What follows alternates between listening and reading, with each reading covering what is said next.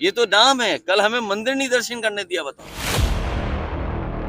ये बीजेपी के लोग तय करेंगे कि कौन क्या करेगा।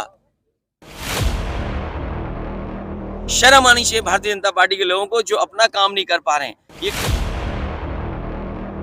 सपा सुप्रीमो अखिलेश यादव ने केंद्र सरकार पर साधा निशाना, बोले जिस तरह पीएफ की रकम निजी संस्थान में लगाने पर यूपी में हुई है कार्रवाई, उसी तरह जनता का पैसा डुबोने वाले एसबीआई और एलआईसी के चेयरमैन पर भी हो कार्रवाई। भाजपा जब यूपी में जेल भेज सकती है तो उन्हें क्यों नहीं भेज रही है। मुगल गार्डन का नाम बदलने पर भी अखिलेश ने किया कटाक्ष, कहा या कल हमें तुम्हें भी अमृत नाम दे सकते हैं, कन्नौज की योजनाओं का भी नाम बदल दो लेकिन काम तो करो।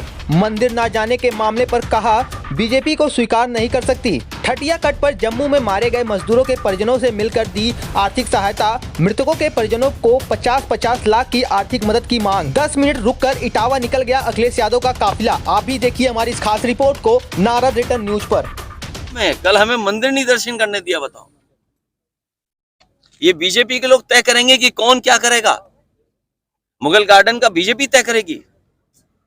शर्म आनी चाहिए भारतीय जनता पार्टी के लोगों को जो अपना काम नहीं कर पा रहे हैं। ये कन्नौज बताओ, जितना काम आपको दिखाई दे रहा समाजवादी सरकार का है, हम तो कहते हैं इनका भी नाम बदल दो। अमृत म्यूजियम कर दो, अमृत मेडिकल कॉलेज कर दो, अमृत इंजीनियरिंग कॉलेज कर दो, अमृत शौचालय कर दो, अमृत सुसु घर कर दो। क्यों नहीं करते हो ये सब? क्यों इज्जत घर नाम रखा है, अमृत घर नाम रख देते उसका।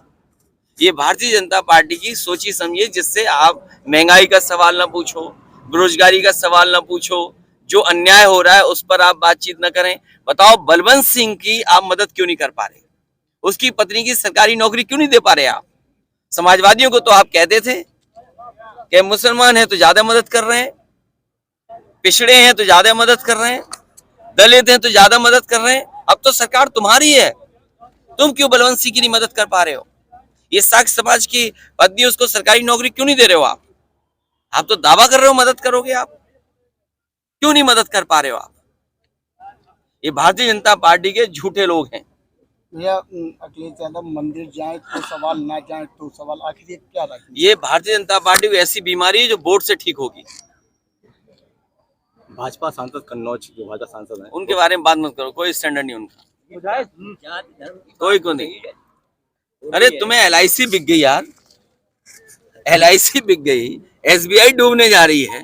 सवाल ये बड़े हैं, क्या जिस तरीके से उत्तर प्रदेश में प्रोविडेंट फंड का इन्वेस्टमेंट एक प्राइवेट फर्म में जिसमें घाटा हो गया था, जिसका नुकसान हुआ, उसकी वजह से उत्तर प्रदेश में कई लोगों को जेल जाना पड़ा। क्या भारत सरकार ने जो पैसा इन्वेस्ट कराया, क्या वो लोग जेल जाएंगे कि नहीं जाएंगे। मैं तो देखूंगा कि आप कितना न्यूज चलाते हो, कहीं ऐसा तो नहीं दी कि यहाँ पर इस तरह मजदूर परिवार के साथ अन्याय हुआ है। जो मजदूर कश्मीर में काम करते थे उनकी जान गई, उन परिवारों की मदद और होनी चाहिए।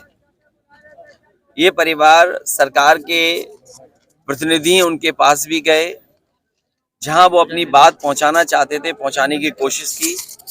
आज हमारी समाजवादियों की मांग है कि इन मजदूर परिवारों की मदद हो, जो अपने काम रोजगार के लिए कन्नौज छोड़ करके कश्मीर जैसी जगह पर काम कर रहे थे।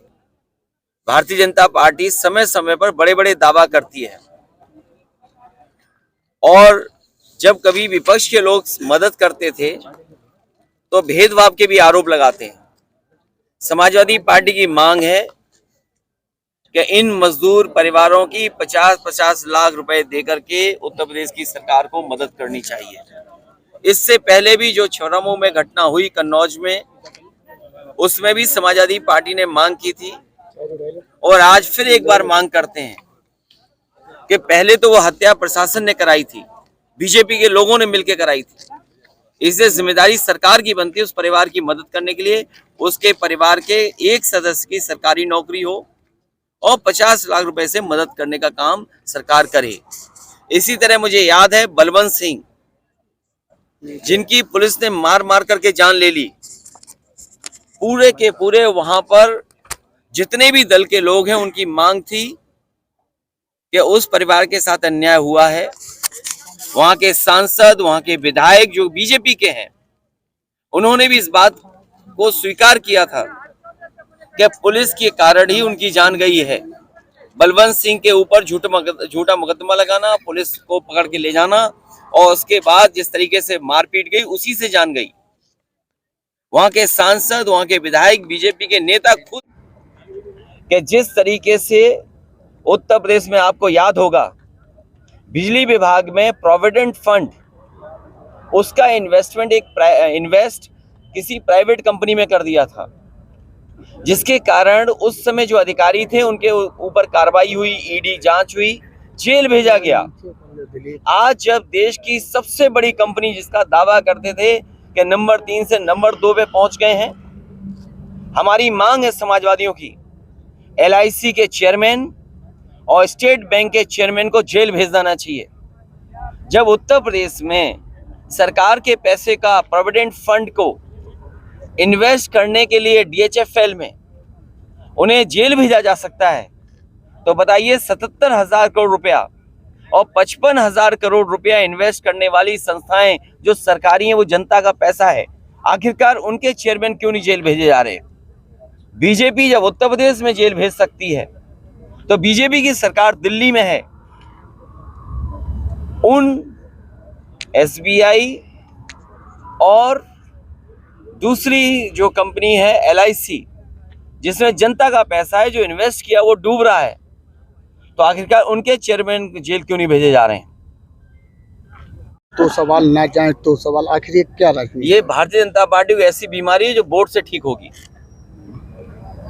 भाजपा सांसद कन्नौज जो भाजपा सांसद है, उनके बारे में बात मत करो, कोई स्टैंडर्ड नहीं उनका, कोई को नहीं। अरे तुम्हें LIC बिक गई यार, LIC बिक गई, SBI डूबने जा रही है।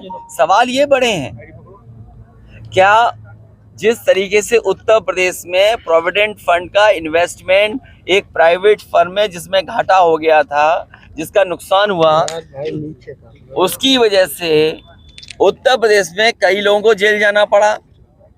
क्या भारत सरकार ने जो पैसा इन्वेस्ट कराया, क्या वो लोग जेल जाएंगे कि नहीं जाएंगे?